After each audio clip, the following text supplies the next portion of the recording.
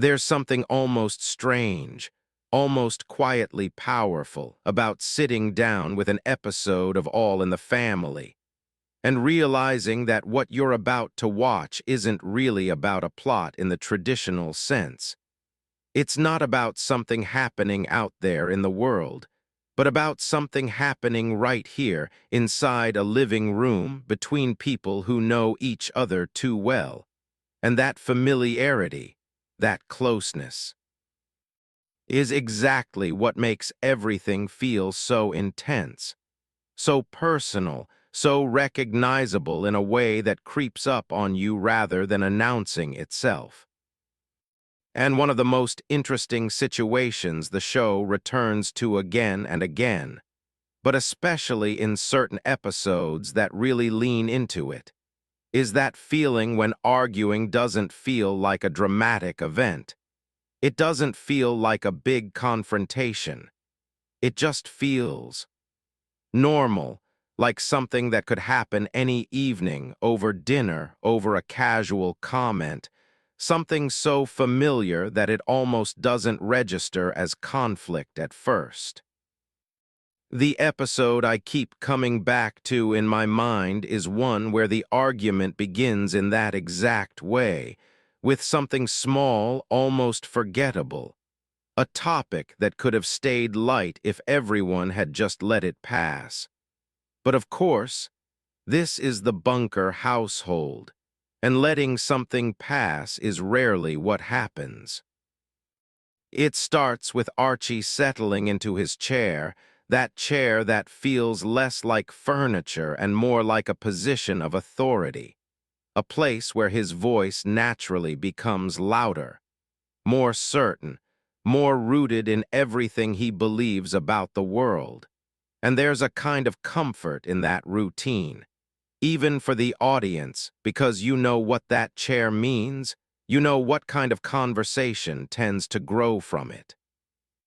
Mike is nearby, already alert in his own way, not aggressive, not looking for a fight, but ready, always ready, because he knows that any topic, even the smallest one, can become something bigger. And Gloria is there too, moving between them, already carrying that quiet awareness that things could shift, that the mood of the room is fragile in a way that doesn't always show itself immediately. As always, brings a different kind of energy, softer, warmer, the kind that makes you think maybe this time, maybe this conversation could stay calm, could stay manageable, could stay within the boundaries of a normal evening. And for a moment it does. The conversation starts casually, almost lazily, drifting between comments about the world outside. Maybe something from the news, maybe something about changing values or younger generations, or how things used to be compared to how they are now. And at first, it feels like everyone is just contributing, just talking, just being part of a shared space. But then Archie says something that carries more weight than it seems to at first, something that reflects his worldview, his sense of order, his belief that things made more sense before, that the world was clearer, simpler, more understandable. And Mike responds, not loudly, not angrily, just differently.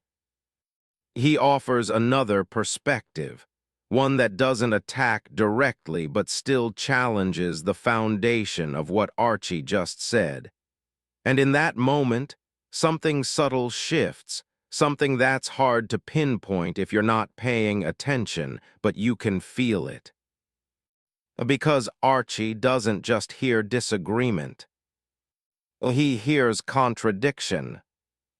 He hears someone younger, someone living under his roof, someone he already sees as questioning too much, pushing back against something he considers obvious. And that changes the tone, even if the words themselves don't become louder right away. Mike continues, trying to explain, trying to clarify, and from his point of view, it probably feels like a reasonable discussion, like a normal exchange of ideas, something that should be open, something that should be allowed to evolve. But Archie doesn't experience it that way. For him, this doesn't feel like an exchange. It feels like a correction, like being told he's wrong, like being placed in a position where his understanding of the world is being quietly dismantled. And that's not something he accepts easily. So he pushes back.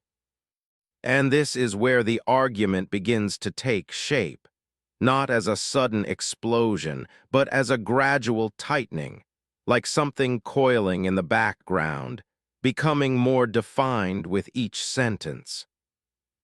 What makes this so fascinating and honestly so effective is that the argument doesn't feel unusual. It feels familiar in a way that almost makes you uncomfortable as a viewer, because you recognize it not from television, but from real life. The way people interrupt each other, not out of rudeness, but out of urgency. The way someone raises their voice slightly without meaning to. The way someone else becomes quieter, not because they have nothing to say, but because they're choosing their words more carefully. Gloria steps in, trying to mediate, trying to keep things from escalating, but even her attempts carry a kind of tension, because she's not neutral, she's emotionally invested in both sides, and that makes her role more complicated than it seems. Tries to soften things, offering gentle observations, trying to redirect the tone, reminding everyone in her own way that this is a family, that this is a home, that the argument doesn't have to define the evening. But the thing is, once the argument starts to feel familiar, once it settles into that rhythm that everyone recognizes, it becomes harder to step out of it. And that's where the show does something really important. It lets the argument continue, not in a way that feels exaggerated or theatrical, but in a way that feels natural, almost inevitable, like watching something that you know won't resolve quickly because it never does, not in real life. The living room plays a huge role in this, and it's easy to overlook that if you're not thinking about it, but the space itself shapes the entire experience, because there's nowhere to go, no way to escape the conversation. Everyone is physically close, emotionally connected, and that proximity makes every word carry more weight, every reaction more visible, every pause more meaningful. There's no cutaway, no distraction, no shift to another storyline to give you relief. You stay in that room. You stay with them. And the argument becomes the action. That's something that was incredibly groundbreaking at the time, because television before this often relied on clear setups and punchlines, on situations that built toward a joke and then moved on. But here, the humor comes from something else entirely. It comes from recognition, from the way Archie insists on his perspective with complete confidence, even when it's clearly being challenged. From the way Mike tries to dismantle that perspective with logic, sometimes missing the emotional layer underneath it. From the way Gloria reacts with frustration that feels less like comedy and more like lived experience. And from especially whose innocence doesn't mean ignorance, but rather a kind of emotional clarity that cuts through the tension in unexpected ways. There are moments where she says something simple, something kind, something that doesn't take a side, and it shifts the mood just enough to remind you that this isn't just about ideas, it's about people. But even those moments don't resolve the argument. They just soften it, temporarily. And then the conversation picks up again, circling back, revisiting the same points, but with slightly different words, slightly different tones. Because that's what people do when they argue about things that matter to them. They repeat, they refine, they try again. And sometimes they still don't get through. That's where the discomfort comes in, and it's a very specific kind of discomfort, not shocking, not overwhelming, just persistent. The feeling that this argument isn't going anywhere, that no one is going to win, that the goal isn't even clear anymore. And yet somehow it's still engaging, still compelling, because it feels real. Because it reflects something about human interaction that doesn't change with time, even though the specific topics might. In the context of the 1970s, these arguments carried a lot of weight, because the country itself was going through massive changes, socially, politically, culturally. And those changes didn't just exist in headlines, they existed in living rooms, in conversations just like this one. People were trying to understand each other, trying to reconcile different worldviews, trying to hold onto what they believed while being confronted with new ideas. And that process was messy, emotional, often unresolved. The show captured that without simplifying it, without turning it into a lesson, without forcing a conclusion. And that's part of why it still feels relevant today. Because even now, even decades later, the experience of sitting in a room with someone you care about and realizing that you're not really understanding each other, that hasn't changed. As the episode moves toward its end, the energy shifts again, not because the argument is resolved, but because it has run its course, because there's a natural exhaustion that comes from circling the same ideas, from trying and failing to fully connect. The voices lower, the pace slows, and there's a moment, maybe more than one, where no one says anything.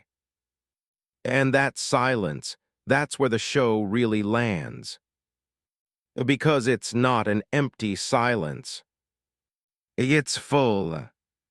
Full of everything that was said, everything that wasn't, everything that was meant one way and heard another. It's a silence that feels familiar, that feels honest, that doesn't try to tie things up neatly. And in that moment, you realize that the argument itself wasn't the point.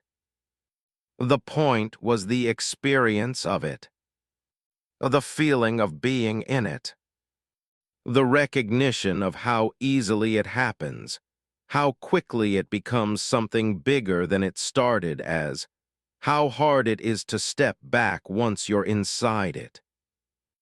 Personally, I think that's where the show's brilliance really shows, not in the big moments, not in the obvious conflicts, but in these quieter, more familiar situations where the argument doesn't feel like a spectacle. It feels like a part of life. A part that's uncomfortable, yes, but also strangely meaningful, because it reveals something about how people connect, how they fail to connect, how they keep trying anyway. And maybe that's why it works so well as a long-form experience, because it gives you time to sit with those moments, to feel them unfold naturally, without rushing toward a resolution. So by the time the episode ends, you don't feel like you've watched a story with a clear beginning and end. You feel like you've spent time in a room with people, listening to them, watching them, understanding them just a little more, even if they didn't fully understand each other. And that feeling stays with you, quietly, long after the screen fades.